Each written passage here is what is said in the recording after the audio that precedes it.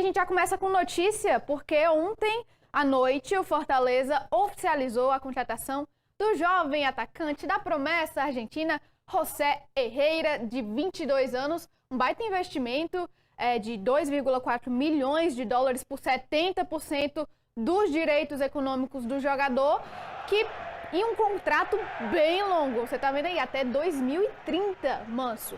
É um contrato, realmente é um investimento que o Fortaleza faz pensando, inclusive, no futuro, né? Se a gente olhar o padrão de contratações que o Fortaleza tem feito, ele tem sempre ali tentado fazer contratos mais longos, 2, 3, 4 anos.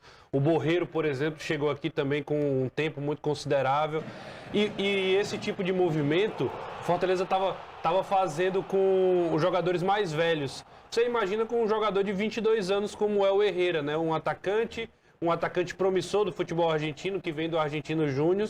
Então tem muito potencial a crescer e o Fortaleza acredita nisso, tanto é que faz esse contrato até 2030.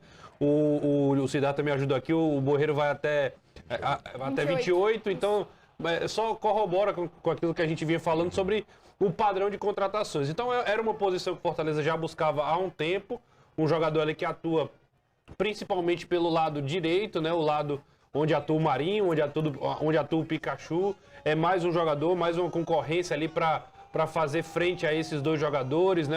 Até porque o Fortaleza precisa de jogadores ali que entreguem um pouco mais. Talvez o Pikachu e o Marinho caíram muito de produção, oscilam bastante. Tem jogos, o Pikachu, por exemplo, fez um bom jogo contra o Santos, mas é aquela coisa ali, veio do banco de reservas, não fez um grande jogo, não faz uma grande temporada, aliás.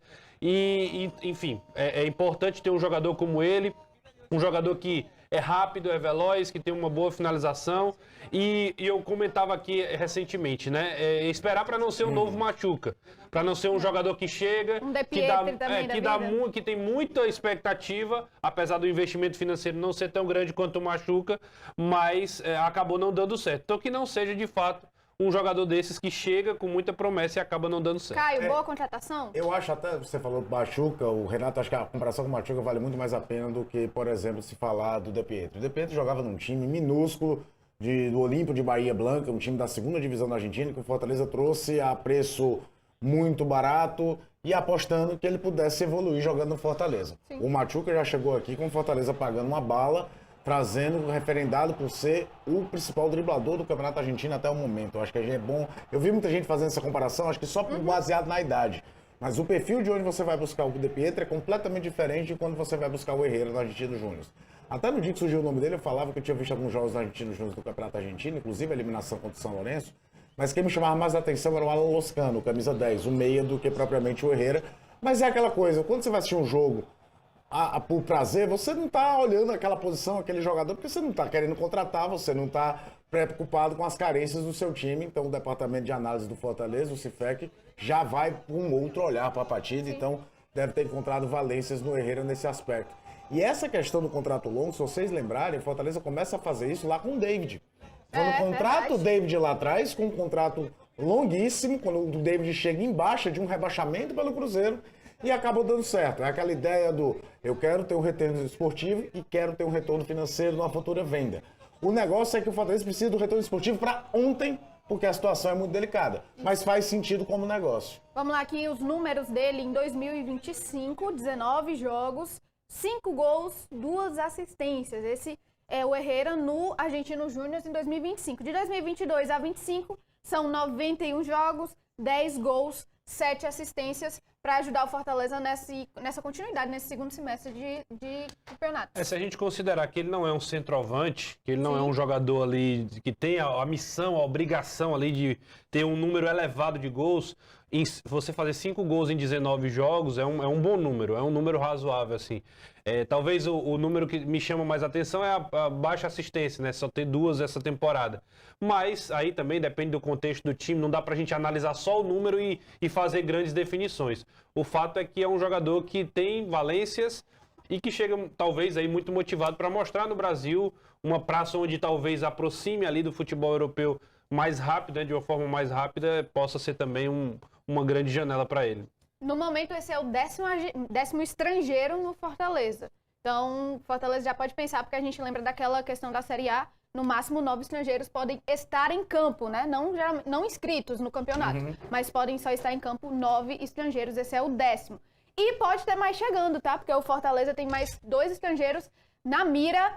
Primeiro a gente fala do paraguaio Adam Barreiro, que está no Al Rayyan do Catar, pertence ao River Plate, mas se destacou mesmo no São Lourenço. Então ele entra na mira do Fortaleza, é um jogador, Renato, que pode chegar e fazer a diferença, mas assim, é complicada a negociação também, né? Na verdade, a situação do Barreiro tá mais próxima ali de acontecer. É um jogador que talvez o Fortaleza tenha aí naquela ideia de ter mais de uma opção no banco para a posição de centroavante. Ele chega com essa possibilidade. Como você bem disse, foi destaque no São Lourenço, acabou indo para o River Plate, não teve tanto espaço, foi para o Al Rayyan. Um time que paga mais, paga melhor, mas o contrato dele lá de empréstimo encerrou e acaba se tornando um ativo do River que talvez não vá ser utilizado nesse momento, até porque a gente lembra, o River estava no Mundial, o Borja é o grande titular, tem outras opções no elenco também, o Caio acompanha o Campeonato Argentino, sabe muito bem disso, e aí fica um ativo no mercado que pode ser negociado.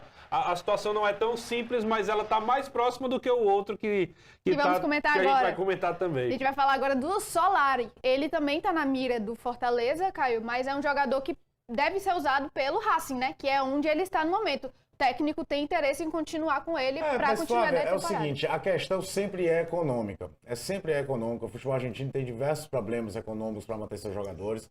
O Solari é titular do Racing há um bom tempo, não é um dos principais destaques. Quando a gente falou do Racing que enfrentou o Fortaleza, a gente falava do Maravilha Martins, falava do Martinena, falava até do Sousa, não se destacava tanto o Solari, embora ele tenha feito boas exibições sim contra o Fortaleza. Ao contrário do Barreiro, que se vier, vem para ser a disputa pelo 9, o tal 9, que o Papelinho já falou diversas vezes que viria, que aí a gente até falou nesse contexto de ter Lucero, Daverson e agora um outro que seria o Barreiro.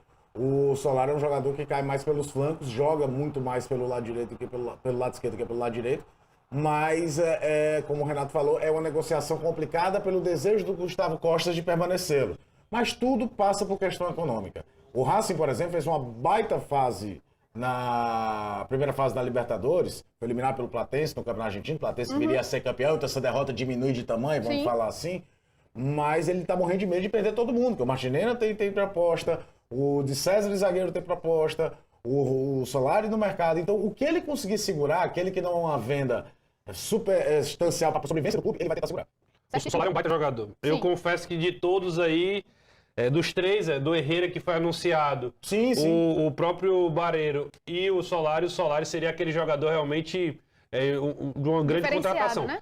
Talvez por isso a dificuldade de trazer, porque o treinador lá não quer se livrar quer utilizar ele. Não quer liberar um jogador que muitas vezes não é titular, algumas vezes não é titular, mas é sempre muito utilizado. Vamos ficar de olho